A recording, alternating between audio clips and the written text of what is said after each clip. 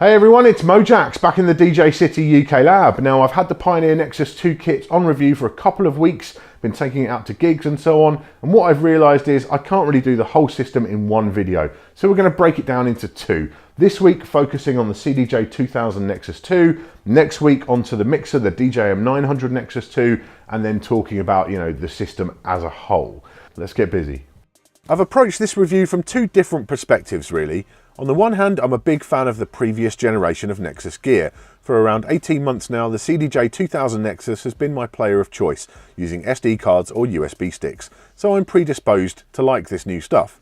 But on the other hand, if Pioneer DJ have their way, this would be the industry standard setup in every club on the planet. And it's also very expensive, although not much more than the old stuff. So I have a duty to really nitpick even the smallest details.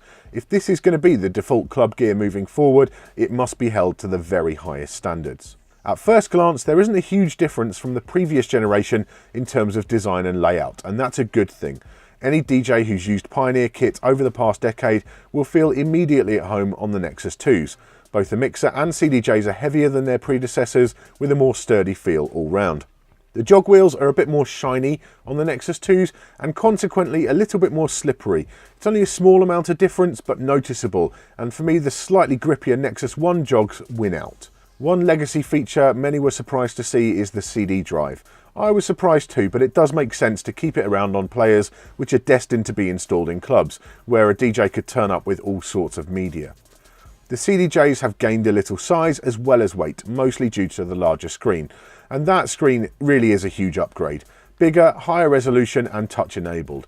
That means benefits like QWERTY searching, more on that later, more tracks on the screen when browsing, and full colour waveforms. The waveforms are nice and detailed, although I don't really understand why they've got this kind of white haze around them. That wasn't the case on the recent XDJ 700 or 1000 players, and those look much cleaner. I also found the playhead on the overview waveform a little bit harder to discern compared to the older players too. It's just not as obvious. You've got a beat jump option on the players now, but it's locked to one beat only. It's cool for getting you out of trouble, but kind of limited, and I'd like to see the ability to change the jump amount for creative uses. I do really like the new phase meter display. It's a lot like having stacked waveforms on the players themselves in many respects. Really nice. The touchscreen is well implemented here because it's purely complementary to the hardware controls. No buttons are missing compared to the original Nexus, and they've even improved some details like illuminating the memory point buttons, very cool in the dark. The instant 4-beat loop button has returned from the first CDJ 2000. You had to hold it down on the Nexus. Now holding it down does an 8-beat loop, and if you want to access loop mode generally, that's done via the screen.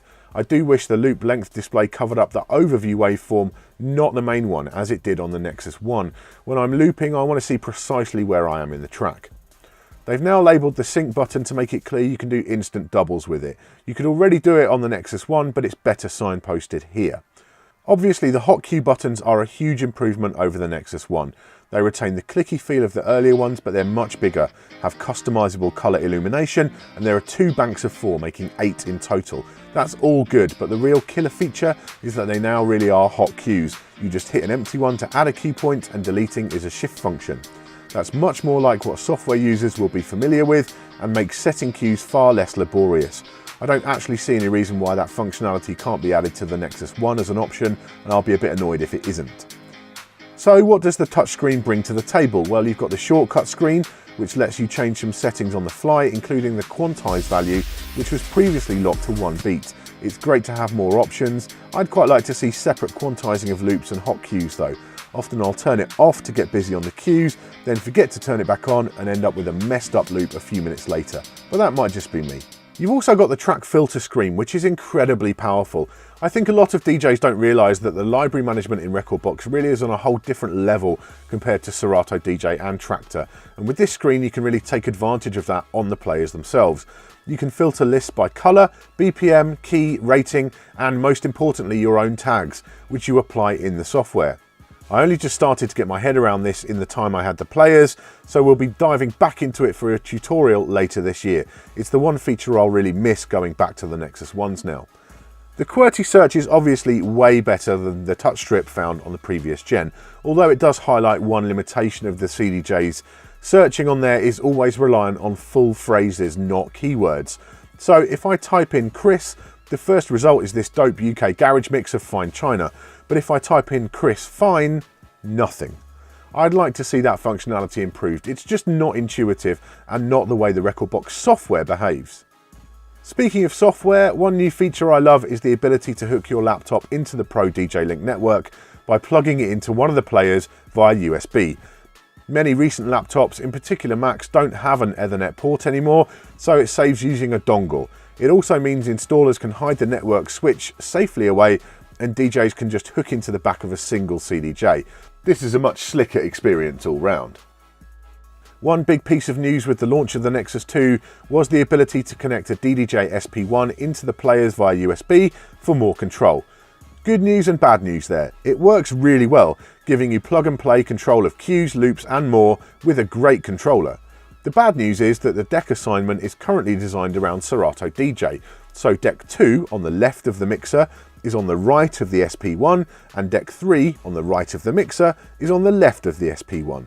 Unless you only use channels 1 and 4, it will always be ass backwards in some way, so that urgently needs fixing with a firmware update before I can really recommend that setup. It's super cool that the CDJ 2000 Nexus 2s now support FLAC and Apple lossless, bringing compressed, lossless audio to CDJs at last. Yes, it's about damn time, and great to see, but this means for the first time there's true fragmentation in the CDJ ecosystem. I can have tracks with 8 cue points on my USB stick, put that in a first generation CDJ 900 and they're going to play. I just won't have the cues to use. FLAC files, however, will not play. I understand the need to add it, but if it was on the roadmap for these, it should have been on the XDJ 700, the RX and the 1000, all released in the past 18 months. As it stands on Pioneer's usual release schedule, it's going to be a long time before any lower end hardware supports those formats.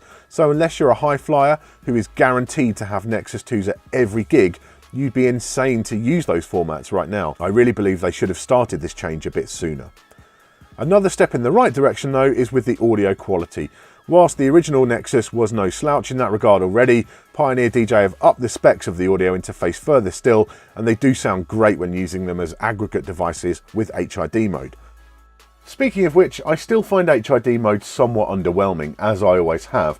It seems crazy that the internal processing and HID are so far removed from each other, so when you hook into rekordbox DJ as performance software, you lose some features from the players, and although being able to hook one USB into the mixer and use Link for the rest now is way better, what would make even more sense to me would be a real combo of the two, the players having full control and display, while the processing of the audio, the heavy lifting, is done by the PC. That's even more pertinent when looking at the speed of the Nexus 2s. There's no question, when you load a track which contains multiple hot cues, the loading time is slower than the Nexus 1s. Now, I understand the player now has to load 8 hot cues, not 3, and the colour waveforms and all of that, there's a lot more involved. But the fact is, it is slow. And if you're an open format DJ who plays a track every 90 seconds, waiting so long for a track to load is painful. They made improvements to the loading speed with the last firmware update, so all I can do is hope there's more yet to be done there. One final point on HID, at the time of this review there's no support for Tractor or Serato DJ. If these are to be the new standard to replace the Nexus 1, that's got to change sooner rather than later.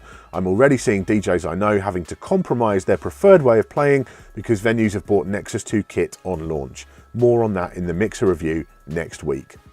So let's wrap up then part one of this two-part video. I'm not going to spend a long time on the conclusion because we'll do the system as a whole next time. As a model directly compared to the existing 2000 Nexus, the Nexus 2 of the CDJ is an improvement. Everything they've added, I'm glad that they've added. So the build quality is better, the sound quality is better, although not massively so because it was very good on the Nexus. The physical controls are all still there, but we've gained the touchscreen as well. So you have got now that QWERTY search and you've got a few extra options with the touchscreen, which you didn't have with the old one. Searching was a big, hold up for a lot of people on the earlier models, and the QWERTY search is way better. We've retained not only all the existing physical controls, but we've got better physical controls. We've got the more hot cues on there, and they're hot cues as well. They really are live, so you can just hit them and they work straight away. This is all good stuff. The performance is not as mind-blowing as I'd hoped, to be honest. It's pretty slow when it comes to loading up stuff with loads of cue points on it. That's a bit of a shame. You expect after a few years of development that this thing would be massively outpacing the original Nexus, and it isn't.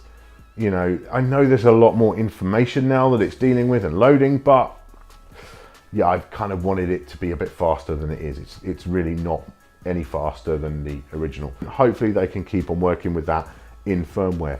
I love the fact you can hook up the SP1, even though that needs a massive rewrite to make that work in the correct way with this setup. I love the fact you can now do the Pro DJ link over the USB port, so that just gives you an extra option to do. You plug in your laptop into the USB and use it with all the players, including if you've got a mixed setup with the original Nexus in there as well. So this is all good stuff, right? Nothing on here really is bad as far as I'm concerned. It's all nice upgrades. Is it worth the kind of cost if you've got the original Nexus players to sell those and then spend the extra to get the new Nexus 2s? That's a hard one. It's a kind of a difficult one, not something really I'd be rushing to do. Think of these as the iPhone 6S as opposed to the iPhone 6. You know, it's a nice set of upgrades. It's not a paradigm shift compared to the previous model. You know, if you're used to playing on the original Nexuses, these will definitely make you happy, but I don't think for many people they're going to be significant enough improvements that it's worth the extra outlay to do the upgrade. We'll see over time. If they improve them with firmware and so on as well and keep that moving, then there might be reasons to do that. And of course, eventually your original players will kind of get worn and tired, and then you should naturally move to the Nexus 2s. You know, if you're buying brand new today, don't go hunting for original Nexus players, just buy the Nexus 2s, because they are the logical next step. They are better than the Nexus, but not in a kind of world-changing, massively mind-blowing way. They're just a nice improvement, and that's, you know, not damning with faint praise. These are really, really good players, just not dramatically better than the original Nexus. That's all, you know, so there we go. Different story a little bit with the mixer, no spoilers, but there's a lot more improvements on here, which I think are going to get people a lot more excited. So we'll be talking about that in detail next week. The DJM 900 Nexus 2 comes under the microscope then. Thank you for watching today. Make sure you subscribe for all our future tips, tricks and product reviews. I'll see you soon.